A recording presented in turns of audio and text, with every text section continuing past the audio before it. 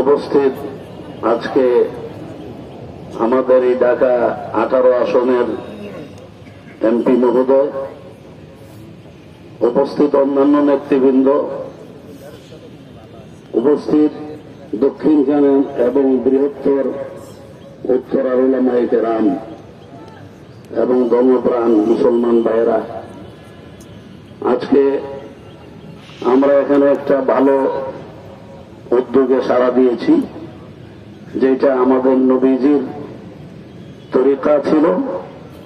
উনি দোয়া করছেন বৃষ্টি না হইলে কিভাবে দোয়া করতে হয়, এটা নবীজি আমাদেরকে শিখাইছেন।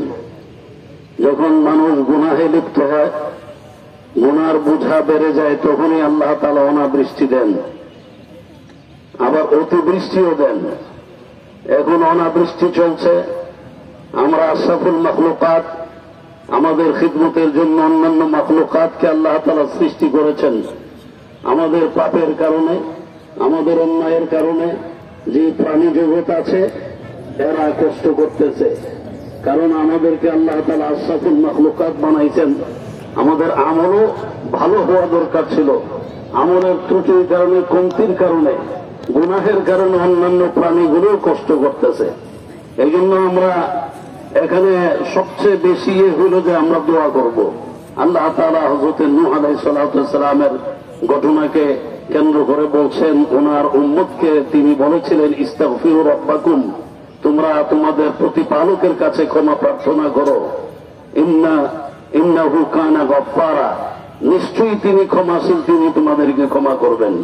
ইউরসিলিস সামাআ আলাইকুম মিদরারা, যদি তোমরা ক্ষমা প্রার্থনা করতে পারো অন্তর থেকে ইখলাসের সাথে, তাহলে আল্লাহ তাআলা তোমাদেরকে বাড়ি দ্বারা বর্ষণ করবেন। বৃষ্টির মাধ্যমে তোমাদের ফসল ফলাদি, তোমাদের সন্তান সন্ততি সকলে আরাম করতে পারবে। এজন্য আজকে আসুন, যে আহ্বান জানানো হচ্ছে, আজকে যে দাওয়াত দেওয়া হয়েছে, এটা সুন্দর। এই জন্য আমি এমপি মহোদয়কে আমি আমার অন্তঃস্থল থেকে মুবারকবাদ জানাচ্ছি, ওলামায়ে কেরামদেরকে মুবারকবাদ জানাচ্ছি, যারা এখানে আসছেন তাদেরকে মুবারকবাদ জানাচ্ছি। আসুন আমরা সকলে মিলে আল্লাহ তাআলার কাছে রুনাজারি করি। আল্লাহ তাআলা অবশ্যই আমাদেরকে বৃষ্টির মাধ্যমে আমাদেরকে স্বাভাবিকভাবে চলাফেরা করার সুযোগ করে দিবেন।